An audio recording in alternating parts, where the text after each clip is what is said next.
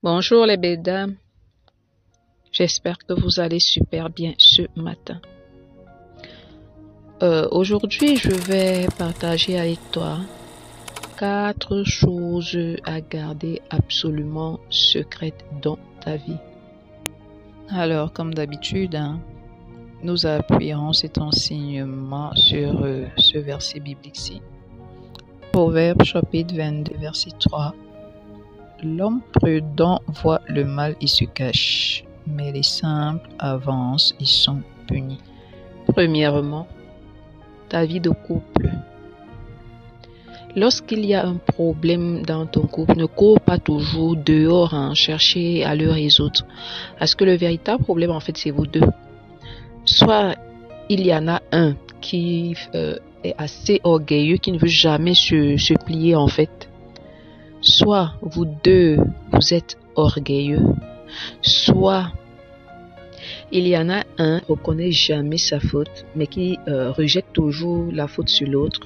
Soit il y en a un qui est entré dans le mariage avec l'hypocrisie, étant farfelu et autres.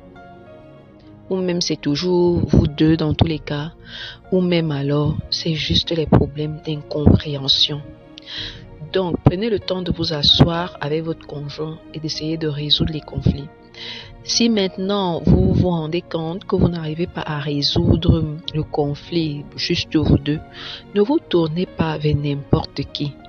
N'allez pas raconter vos problèmes à n'importe qui. Tournez-vous surtout vers une personne de confiance.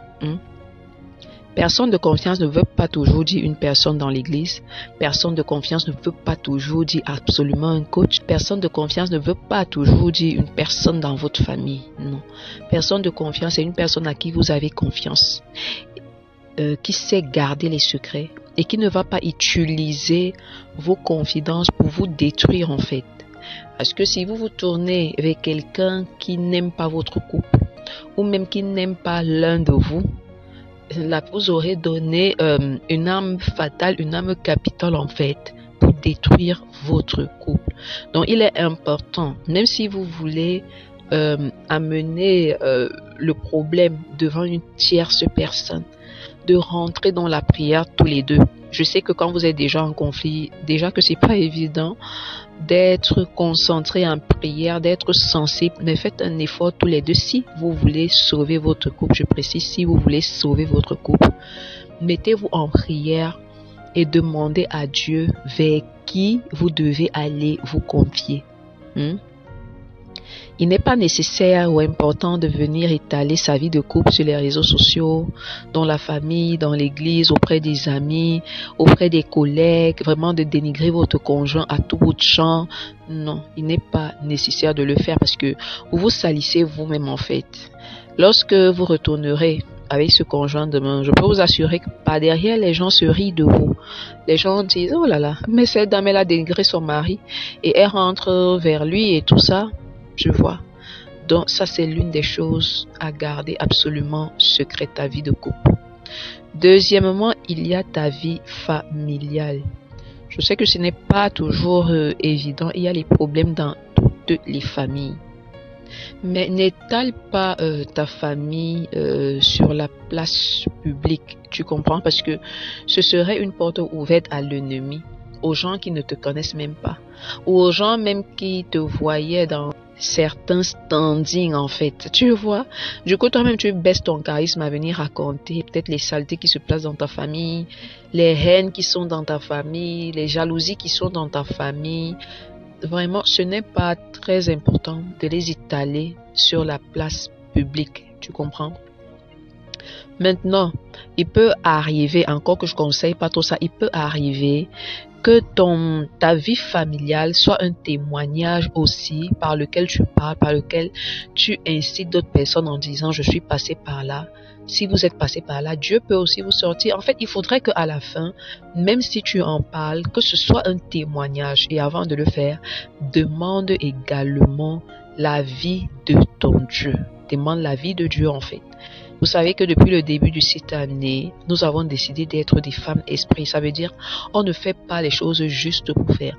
Alors si si la vie de ta famille peut être un témoignage, je dis bien sous l'accord, n'est-ce pas, de Dieu, il y a plus. Mais voilà déjà la deuxième chose à garder absolument secrète. La troisième chose que Dieu doit garder secrète, c'est ta vie financière, ton épanouissement sur le plan financier. Tu peux être avec quelqu'un, vous faites les mêmes activités, vous avez les mêmes revenus, hein. Mais comme je le dis toujours, c'est la bénédiction de l'Éternel qui enrichit en fait, et elle n'est suivie d'aucun chagrin. Vous pouvez avoir les mêmes revenus, mais vous n'avez pas les mêmes dépenses. Vous pouvez avoir les mêmes revenus, mais tu te rends compte qu'avec quelqu'un d'autre, toi, tu réalises mieux que la personne. Quelqu'un peut même te dépasser en revenus. Quelqu'un peut même avoir moins de charges que toi, hein, et te dépasser même en revenus, mais devant toi, la personne se sent toujours petite, la personne se sent toujours, tu vois. Donc, il n'est pas bon de venir étaler ta vie financière, ton épanouissement sur le plan financier, comment tu fais des projets, comment tu as des projets comme ça pour tes enfants, comment tu as développé telle sorte d'activité, comment tu as eu une acquisition immobilière, comment, non, non, non, tu sais pas qui est qui, hein. Même autour de toi, les gens rient avec toi-même, mais ils sont aigris au fond de leur cœur que tu parviens à réaliser avec le peu que tu as. Tu comprends? Vraiment, avec cette aide des réseaux sociaux, je m'adresse aux femmes spirituelles, Ne tombe pas ne tombe pas en fait dans l'étalage de ta vie publique comme ça sur les réseaux. Je suis partie à Dubaï aujourd'hui, je suis en France demain, non, je te parle à toi qui m'écoutes, qui veut devenir une femme sage et une femme spirituelle. Tu comprends? Enfin, la quatrième chose à garder absolument secrète, c'est ton intimité avec Dieu. Tu comprends? Là, je vais peut-être m'adresser à une catégorie de femmes qui ont déjà franchi un certain niveau avec Dieu, en fait. Non pour dire que toi, peut-être qui n'est pas encore à ce niveau-là, tu es derrière, non. Mais si tu suis mes podcasts, un peu, tu deviendras également cette femme-là qui marche selon l'esprit et non selon la chair. Donc, à ce niveau-là, il faudrait que tu tiennes compte également de ces paramètres. Je m'explique. Dieu peut t'avoir donné une révélation, peut t'avoir accordé une grâce, et tu sais que c'est par rapport à cette grâce-là, en fait, que tu avances sans problème, tu vois. Il ne te sert à rien de venir te placer et de venir prêcher dessus, tu vois, ou même de partager cela avec quelqu'un. C'est un peu quand tu as des relations intimes avec ton mari, non? Est-ce que tu viens l'étaler, enfin, sauf si tu es ce genre de femme, encore que ça se fait pas. Tu pars raconter à ton ami, oh vraiment, il me touche ici, il me touche comme ça se passe comme ça. Ça ne se fait pas. C'est même pas bon à entendre aux oreilles. C'est pareil, tu vois. Dieu peut t'avoir donné la recette peut-être de ton activité commerciale. Tu n'es pas obligé de venir étaler cela. Tu n'es pas obligé même, lorsque tu prêtes de dons, lorsque tu en parles, lorsque tu témoignes, n'est-ce pas, des faveurs divines de Dieu et tout, tu n'es pas obligé d'en parler en disant, je vais prendre un exemple comme ça, hein. Vraiment, pour que tu vois cette recette-ci réussie comme ça, Dieu m'a dit, prends le sel, mélange avec le cube, prends la patate, le manioc et le macabo, tu mélanges. Non, ça c'est pour toi. Tu comprends?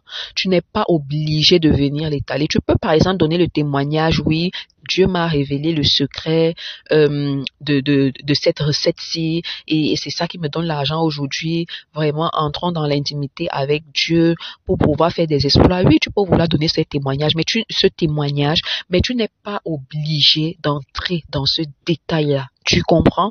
À expliquer comment Dieu a fait ci, comment il t'a dit de prendre ça, comment il t'a intimé de prier à toutes les 9 heures, par exemple. Dieu peut te dire, toi, ma fille, prie chaque 9 heures. Tu n'es pas obligé de venir le dire aux gens. Pas obligé, tu vois. Et je le dis, je le répète, sauf si sous l'aval de Dieu, c'est lui qui te dit, et crois-moi, il te dira toujours pourquoi tu dois révéler telle chose de ton intimité avec lui sur telle autre. Mais il y a des choses qu'on garde secrètes. Tu n'es pas obligé de dire à quelqu'un, vraiment, Dieu m'a, pour ma part, quand je prie, étalé au sol, enroulé au sol. Quand je crie à Dieu, c'est quand je m'enroule au sol qu'il résout mes problèmes. Tu peux devenir ridicule aux yeux de Dieu, aux yeux des gens, pardon, quelque chose que tu aurais pu éviter déjà. Et maintenant, tu le dis aux gens pourquoi. Ça édifie les gens en quoi, en fait? C'est toujours dans ce sens-là que tu dois voir. Ça édifie les gens en quoi? Je vais te prendre un exemple dans la Bible. Tu vois, lorsque Marie est tombée enceinte et que son mari, la mère de Jésus, hein, et que Joseph a voulu la répudier. Regarde un peu, l'ange de l'Éternel s'est révélé à Joseph en disant ne chasse pas l'enfant et sa mère. Je vous mets la référence biblique là, hein, qui s'affiche là sur l'écran. Ne chasse pas la mère et l'enfant, tu vois. C'est donc le Saint-Esprit, l'ange de l'Éternel, lui-même a convaincu Joseph de ne pas chasser Marie. Nulle part je n'ai vu que Joseph est venu dire à quelqu'un, ah, c'est Dieu qui m'avait dit de ne pas chasser Marie. Non, non, non et non. Il y a des choses que Dieu va te révéler, que tu vas garder pour toi, que les gens vont voir. Imagine, en plus, Dieu lui a dit fuis avec l'enfant, fuis avec la mère. Imagine-toi qu'ils étaient restés dans la même contrée et que les gens lui lançaient des pierres. Ah, tu as épousé une femme déjà enceinte. Et est-ce qu'il allait être obligé de révéler le secret? Et jusqu'à la fin des Écritures, moi, je n'ai pas vu là où Joseph, finalement, a dit que Dieu lui avait demandé de fuir avec l'enfant. Il y a des expériences avec Dieu, des expériences spirituelles que tu dois garder uniquement pour toi-même. Parce que c'est ta grâce pour avancer. 2024, c'est ton année, ma chérie. Ne passe pas à côté de tes bénédictions, de ton élévation, parce que tu es quelqu'un qui parle beaucoup. Je nous exhorte une fois de plus à la fin de ce podcast d'apprendre à fermer nos bouches. Sur ce, mesdames, je nous souhaite une agréable journée.